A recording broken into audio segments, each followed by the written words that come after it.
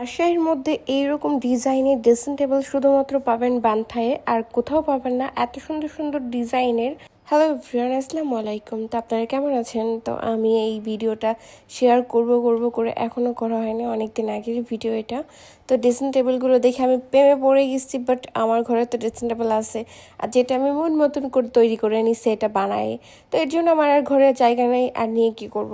আপনারা চাইলে বান্থায় যেয়ে এগুলো ডিজাইনে নিয়ে নিতে পারেন। আর এখানকার কোয়ালিটিগুলো অনেক ভালো। এর আগে আমরা এখান থেকে জিনিস নিচ্ছি, এর জন্য জানা আছে। তো আমরা এর আগে যখন খাট নিতে আসছিলাম তখন দামটা একটু বেশি লাগছিল, যেগুলো আমরা ফেরত চলে গেছিলাম। তারপরে তো এসে ওই ডিজাইনের আর পায় নাই। ওইটা না থাকলে কি হবে, বান্থায় তো এত সুন্দর সুন্দর ডিজাইনের খাট পাওয়া যায়, বা সব জিনিস আলমারি থেকে শুরু করে যা নিবেন সব কিছু পাওয়া যায়।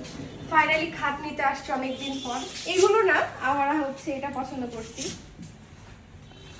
এইটা হোয়াইট কালার নিচ্ছে না। আমার রুমের মধ্যে হোয়াইট আছে, বাট অনেক নোংরা হচ্ছে যে কারণে।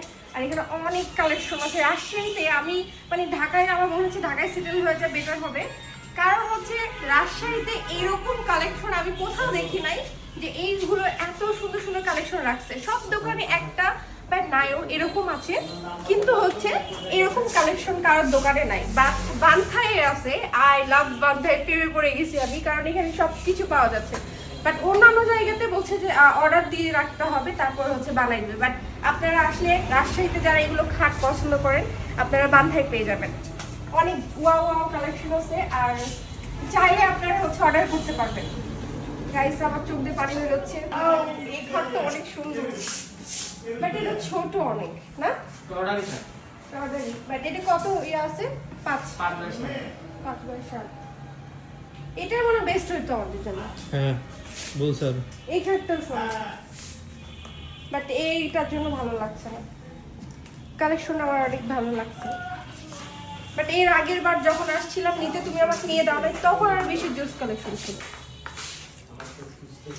আচ্ছা, ঢাকায় সেটেল হওয়ার কথা বলার জন্য একটাই কারণ, সেটা রাজশাহীতে কোনো জিনিস পাওয়া যাচ্ছে না। আমি এই বান্থাই ছাড়া কোথাও আমি খাট দেখতে পাই নাই। আমার কাছে মনে হচ্ছে আমি ঘুরে জিনিস নিব কয়েকটা দোকান দেখে, বাট সেটা নিতে পারি নাই, শুধু বান্থাই নিতে পারছি। আর যে কয়েকটা দোকান ছিল শুধুমাত্র একটা করে কালেকশন ছিল, যে কারণে আমার প্রচণ্ড রাগ হচ্ছিল। আর মনে হচ্ছিলো যে আমি ঢাকায় সেটেল হয়ে যাই। রাজশাহীতে আস্তে আস্তে উচিত আর উন্নত মানের জিনিস, সব কিছু প্রোডাক্টস একদম রেডি করা তৈরি পাওয়া যাবে।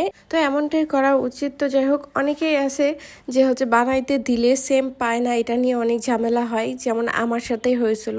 তো যাই হোক, আমি এদিকে খাট বাসায় নিয়ে চলে আসছি। তারপর তো ওদের জন্য চা বানাই ফেলছি, আর আমার জন্য চা বানাইছি। আর আপনাদের ভাইয়া চা খাবে না, এর জন্য আমি বেশি করে চা নিয়ে নিছি। এদিকে চা খাইতে যেয়ে আমার জিব্বা পুড়ে গেছে, তারপর তো হাত পুড়ে আছে, হাত নিয়ে খেতে পারছিলাম না, চায়ের কাপ ধরে খাইতে অনেক কষ্ট করে খাচ্ছিলাম। আমার খাট, এদিকে খাট কিন্তু ক্যামেরায় ছোট লাগছে, ক্যামেরা খাট অনেক বড়, যে কারণে খাটটা এভাবে রাখা হয়েছে। আগের খাটটা এমন ছিল না, অন্যভাবে রাখা ছিল। তো যাই হোক, আমার ঘরটা অনেক ছোট, তো যে কারণে খাট রেখে জায়গা একদম কম হয়ে গেছে।